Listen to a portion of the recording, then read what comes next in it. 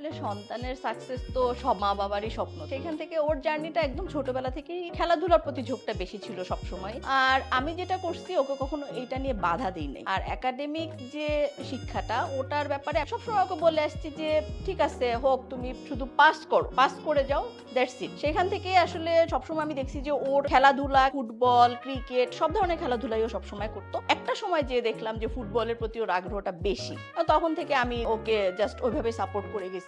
অবশ্যই অনেক খুশি, অনেক খুশি, এটা তো আসলে বলার অপেক্ষা রাখে না। এখন জাস্ট ওর জার্নিটা তো মাত্র শুরু হচ্ছে। সবার কাছে দোয়া চাই। সব প্যারেন্টসদের উদ্দেশ্যে আমার একটা কথাই থাকবে বা একটা অনুরোধ থাকবে, সন্তান যেই দিকে আগ্রহী সেই ব্যাপারটাতে সাপোর্ট করে যান। একাডেমিক শিক্ষা অবশ্যই দরকার, কিন্তু সাথে সাথে খেলাধুলাটাও কিন্তু অনেক বেশি জরুরি। ওর পেছনে যারা ছিল আসলে আমরা আমাদের বাবা মা হিসেবে তো আমরা কাজ করছি, সেটা তো সবাই করে। এনএলএসএম যারা আছে বেসিক্যালি ওরা এত বেশি হেল্পফুল, এত বেশি টেক কেয়ার করছে হাম্মামকে, এটা আসলে ওদের প্রতি আসলে আমি অনেক কৃতজ্ঞ।